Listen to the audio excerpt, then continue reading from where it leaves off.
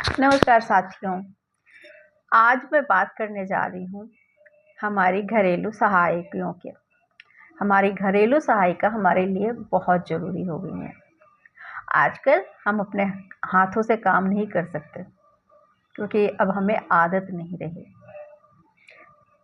सुबह होते ही घर की घंटी बजती है और जिस दिन घंटी नहीं बजती है उस दिन हमें इंतज़ार रहता है कि ओह, आज कितनी देर हो गई। वो हमारे हाथ पांव हो गए हैं और इसलिए हम उनके आदी हो गए हैं और इसका वो खूब फ़ायदा उठाती हैं। मेरे घर एक सहायिका थी जो कि बहुत दिनों से थी। अभी उसकी बेटी की शादी थी तो वो अपने घर चली गई और उसकी जगह मैंने किसी और को रखा। अच्छी थी, आती थी, काम करती थी, बहुत प्यार से बात करती थी, अपने दुखड़े सुनाती थी, घर परिवार की बातें होती थी। औरत थी तो हमारी बातें होती थी घर परिवार की।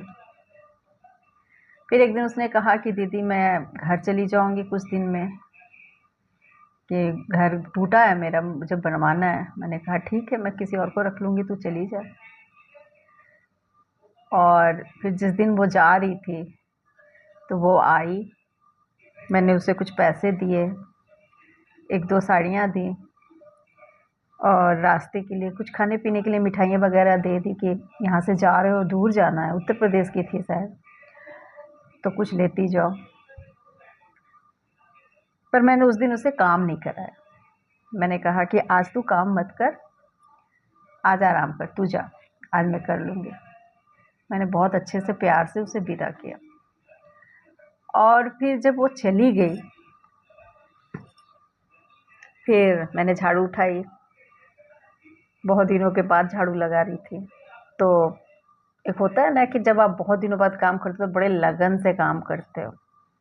मैंने भी बहुत लगन से काम किया, झाड़ू उठाई, घर के कोने कोने की सफाई की, पलंग के नीचे से सारे जो जूते चप्पल पड़े थे अभी तक नज़र नहीं गया था वो उतारा। और एक जूता जैसे ही उठाया उसके अंदर से मेरा मंगलसूत्र निकला। मेरा मंगलसूत्र निकला। अगर उसमें कैसे आया होगा? उस दिन अगर मैंने उसे प्यार से काम करने से नहीं रोका होता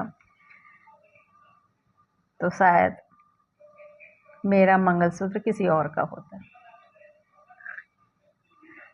पर मैंने उसे देखा नहीं था रखते हुए, उसे चोरी करते नहीं देखा। मैं शॉक्ड थी कि आखिर जूते के अंदर मेरा मंगलसूत्र कैसे आया। वो तो चली गई। ये बात मैंने अपनी एक दो सहेलियों को बताई थी, कुछ लोगों को बताया था। कुछ ने कहा कि तुम उस पर एफआईआर करो, हो सकता है उसी ने चोरी की हो। पर मैंने कहा कि नहीं, मैंने देखा नहीं है और बिना देखे मैं किसी को चोरी का इल्ज़ाम नहीं लगा सकती। फिर वो लौट के आई, लगभग 15 या 20 दिन के बाद वो फिर से आई। दीदी मुझे काम पे रख लो, अभी कहीं काम नहीं है, तुम रख लो। मैंने कहा नहीं, अभी मुझे ज़रूरत नहीं है, जब ज़रूरत होगी मैं ज़रूर बुलाऊंगी। फिर हर दूसरे तीसरे दिन आती थी कि दीदी काम पे रख लो, दीदी काम पे रख लो, पर मैंने मना कर दिया। अब एक भरोसा था जो टूट गया था, फिर उसे काम पे रखना मेरे लिए तो बहुत मुश्किल था। काफ़ी दिन हो गए, अब काम वालियों को लेकर के मेरे थोड़े से विचार बदले थे। पहले जो इस भरोसे से मैं पूरा घर छोड़ देती थी, अब ये था कि उन पर नज़र रखती थी। जब वो काम करती थी तो एक आँख उन पे रहती थी मेरी। फिर एक दिन मैं कहीं जा रही थी, गर्मी का दिन था, पेड़ के नीचे वो सारी काम वालियाँ सखी सहेलियाँ बैठ कर के अपना दुखड़ा सुना रही थी एक दूसरे का। मैंने देखा कि वो काम वाली भी वहीं बैठी थी। उसने मुझे देखा और अपनी दूसरी सहेली से मुझे देखा और नमस्ते भी किया, मैं आगे बढ़ गई।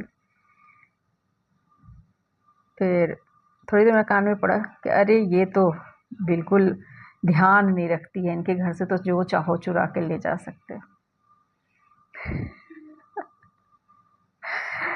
मुझे समझ में नहीं आया कि इतने भरोसे से हम काम वालियों को बुलाते हैं, अपना पूरा घर उसके सामने खुला छोड़ देते हैं। एक भरोसा तो ही तो होता है।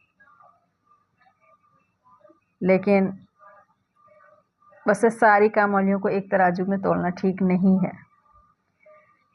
वो भी ज़रूरत के हिसाब से ही आती हैं। उन्हें भी घर की अपने घर चलाने के लिए, बच्चों के लिए उन्हें भी घर से निकलना है, काम करना है। पर कुछ लोग ऐसे होते हैं जिनकी वजह से सारा भरोसा टूट जाता है। अब कहीं भी किसी पे भी भरोसा नहीं कर पाती मैं। किसी के घर जाऊं, अगर वो बोलती है कि नहीं नहीं मेरी काम वाली बहुत अच्छी है,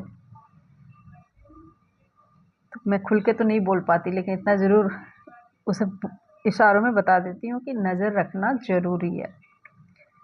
क्योंकि आप पता नहीं, मुझे ऐसा लगता है कि वो जिस बैकग्राउंड से आती हैं वहाँ शायद नैतिकता की कमी होती है या क्या, मैं नहीं बताऊंगी।